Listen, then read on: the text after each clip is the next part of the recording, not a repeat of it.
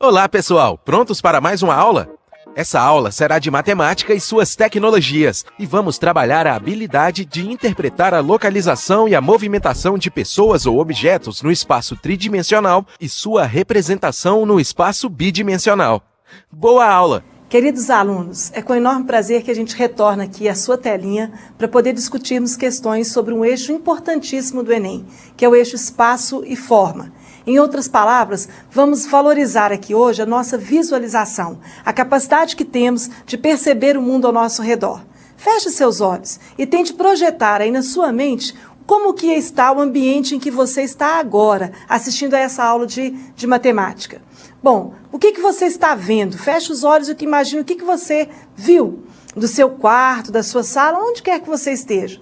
Certamente, ao fazer esse exercício, você estará olhando para um mundo tridimensional ou imaginando em sua mente um mundo que tem comprimento, que tem largura e que tem altura. Esse é o mundo em que vivemos, esse é o mundo no qual estamos inseridos. Hoje, então, vamos explorar boas situações matemáticas de desenvolvimento da localização, da movimentação das pessoas no plano e no espaço e no plano. Vamos fazer aqui um exercício de geometria. Esse é um eixo que você precisa desenvolver muito para chegar ao sucesso na prova do Enem e conseguir a tão sonhada vaga na universidade de qualidade. Vamos pensar aqui que hoje vamos trabalhar com a habilidade número 6, no eixo espaço e forma. Interpretar a localização e a movimentação de pessoas ou objetos no espaço tridimensional e sua representação no espaço bidimensional. Então aqui hoje vamos discutir um pouquinho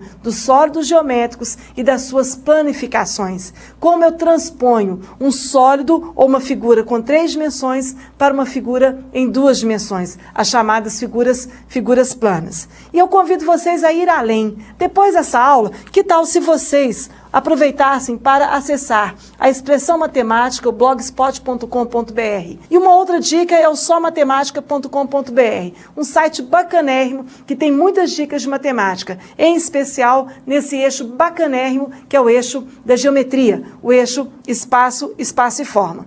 Vou convidá-los a discutir a visualização partindo de uma situação proposta no Enem 2011. Pode ser? Vamos pensar juntos? Durante uma aula de matemática, um professor propôs um desafio aos seus alunos.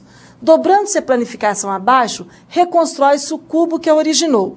Bom, a planificação que ele deu foi essa, marcada por letras do alfabeto, V, B, O, K, C e X.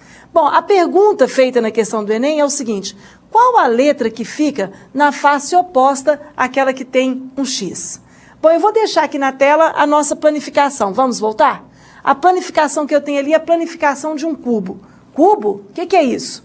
Bom, primeiro, eu tenho a planificação. Então, ali no meu quadro, na nossa tela, nós temos uma representação em 2 dimensões de um objeto que tem 3 dimensões. Um cubo é um dado, quer dizer, um sólido composto por 6 quadrados, 6 faces. Ele tem comprimento, tem largura e tem altura.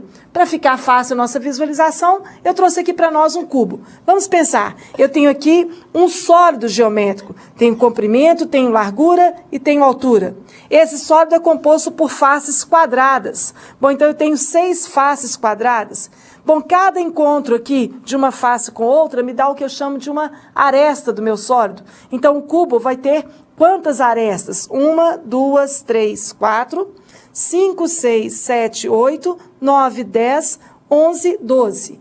E, consequentemente, o encontro de cada aresta vai me dar o que a gente chama na matemática de um vértice. Então, ele é um sólido composto por faces, por arestas e por vértices. Suas faces são todas idênticas, são faces quadradas. Bom, olhando bem para esse sólido, eu poderia pedir a vocês qual a visualização vocês teriam se planificassem esses sólidos. E essa é uma brincadeira muito legal.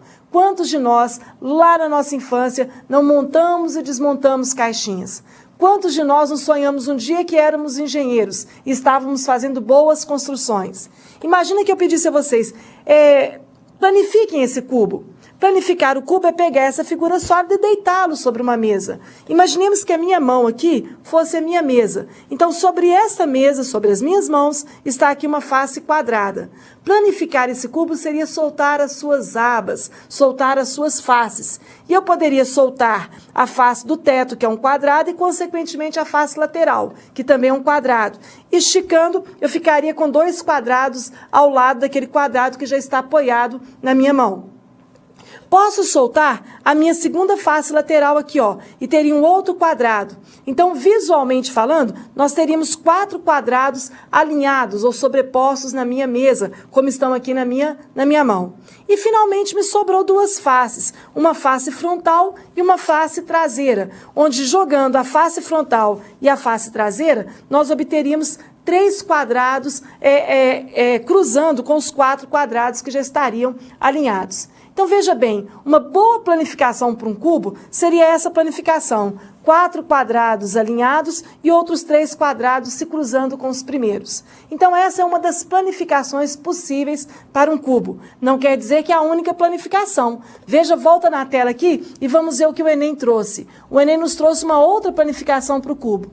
Imaginemos que, onde eu tenho ali o quadrado chamado de K, ou associado à letra K, que esse quadrado fosse a minha palma da mão, que eu tivesse colocado esse quadrado sobre a minha mão. Bom, voltando àquela planificação para o sólido, consequentemente, eu poderia pensar que o C vai virar uma lateral e, consequentemente, o X vai virar outra lateral. Bom, virando o O vira lateral, vira uma lateral ou a face traseira, que se opõe à face o quê? A face X. E no restante eu completaria o meu cubo. Então, o K seria a minha base apoiando, o O seria a minha o X seria a minha face frontal, e o O, a minha face traseira. Portanto, a face que se oporia a quem? Que se oporia ao X. Meus amores, consequentemente, a pergunta do Enem foi uma pergunta inteligente. Qual a face que ficaria oposta à letra X? Certamente vocês vão falar, Cecília, é a face O. Né? A face O responderia à questão do Enem. Em outras palavras, o que o Enem propôs na questão de 2011 foi que nós saíssemos do plano e enxergássemos o sólido. Mas eu posso fazer o caminho inverso? Eu posso sair do sólido e enxergar o plano? Eu trouxe aqui para nós alguns cubinhos. Vejam bem, eu tenho aqui 2, 4, 6, 8 cubinhos. E com esses 8 cubinhos eu vou montar para vocês aqui uma escultura, pode ser? Vamos fazer uma escultura aqui com esses cubinhos. E depois gostaria de que vocês pensassem exatamente em construir esses exercícios que vamos fazer aqui agora, na casa de vocês, no local de trabalho ou na hora que vocês estiverem estudando. Peguem sólidos geométricos quaisquer e monte com eles uma escultura. Vamos montar aqui, olha. 1, 2, 3, alinhei 3, coloquei mais um, vou colocar outro e vou usar os meus 8 cubinhos, formando aqui uma nova escultura. O que eu tenho aqui sobre a minha mesa é exatamente um objeto que, turma? Um objeto sólido. De quantas visões eu posso enxergar esse objeto sólido? Bom, eu posso certamente olhar para o sólido na vista frontal. Eu posso olhar para esse sólido na minha vista o quê? Na minha vista traseira. Posso olhar o sólido na minha lateral direita. Posso olhar o sólido na lateral esquerda. E posso olhar o sólido sobre o quê? Sobre a minha face superior. Mas se eu olho a face superior, eu poderia olhar a face inferior. Então, eu tenho diferentes vistas para um mesmo objeto. E eu posso pensar quais são as vistas que eu tenho. Mas na minha tela, se eu fosse desenhar para vocês as vistas que eu tenho do meu objeto, imagina aqui a vista frontal. Quem olha de frente está olhando e enxergando uma figura plana, uma figura com 2 dimensões. Certamente eu estou enxergando um quadrado, outro quadrado e o outro quadrado.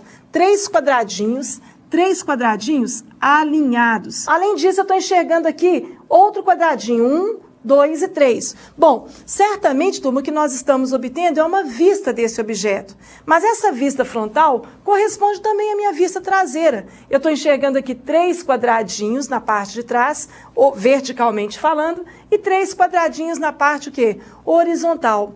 Quando eu digo a vocês quais são as vistas, eu não posso me esquecer de que eu estou pensando em transpor o que está no espaço, em 3 dimensões, para aquilo que está no plano. Então, o que eu desenho ali não tem profundidade, porque o que eu desenho ali só tem 2 dimensões, comprimento e largura. Quando eu desenho com profundidade, certamente eu desenho procurando o que nós chamamos na matemática de perspectiva. E eu convido vocês a passear um pouquinho pela arte, a conhecer um pouco mais da arte e da matemática. Onde e quando que nós pensamos na perspectiva? Onde e quando a perspectiva me deu a ideia de profundidade? A perspectiva é a visão que eu tenho de um objeto sólido desenhado onde? Desenhado no plano. Vamos voltar lá no Renascimento? O Renascimento tinha um dos seus pressupostos, o antropocentrismo, o homem como centro das coisas, o homem como centro do universo. Então, muitas vezes os artistas renascentistas retratavam a figura humana. Uma das figuras humanas mais retratadas, ou melhor, retratada uma única vez, mas mais vista no mundo inteiro, é a figura da Mona Lisa de Leonardo da Vinci. Vocês já prestaram atenção na Mona Lisa? Já prestaram atenção no olhar da Mona Lisa? E já prestaram atenção que a Mona Lisa, ela está num local onde eu tenho a ideia do infinito lá atrás? Em outras palavras, pensando na perspectiva, eu crio um ponto que eu vou chamar de impacto ou um ponto de fuga e vou construir o meu desenho, de tal forma que eu posso dar a ideia aqui de um desenho qualquer, a Mona Lisa da Sicília, e aqui eu posso colocar um espaço qualquer no fundo, de tal forma que eu posso dar a ideia do lugar, da floresta, onde a Mona Lisa da Sicília aqui, ou a Mona Lisa siciliana, se enquadrava, um rio que passa. Então, veja bem, ao colocar a ideia de profundidade, eu preciso de um ponto que me dê uma visão espacial. Esse ponto os renascentistas chamaram de ponto de fuga. E todos os artistas fazem uso adequado desse ponto de fuga. Então, se eu voltar na habilidade 6, eu queria desenvolver com vocês a localização de pessoas e objetos no espaço. E eu quero fazê-los um convite à arte. A melhor maneira que temos de trabalhar com essa perspectiva, a melhor maneira que temos de desenvolver essa habilidade é nos tornarmos observadores. Pare, pense, olhe, escute. Os velhos, as pessoas mais antigas que nós, elas sempre têm uma boa frase. Nós temos uma boca só e temos 2 ouvidos. Certamente, está na hora da gente falar menos e ouvir mais. Falar menos e escutar mais. Mas quem escuta também tem 2 olhos e posso observar melhor. O nosso mundo é um mundo tridimensional e, consequentemente, a questão do Enem nos propôs isso. Você concorda que a face oposta, a face X que eu tinha trazido na planificação, era a face O? E eu vou conseguir a face O simplesmente observando. Então, para que a gente possa chegar no Enem, desenvolvendo essa habilidade com enorme eficiência, nos tornando mais competentes, o convite é: olhe para esse mundo, enxergue esse mundo, ouçam o mundo, fale menos, observe mais. Até a próxima, se Deus quiser. Um beijo. Para desenvolver melhor essa habilidade, consulte a ficha de estudo número 36. Bom estudo e até a próxima aula!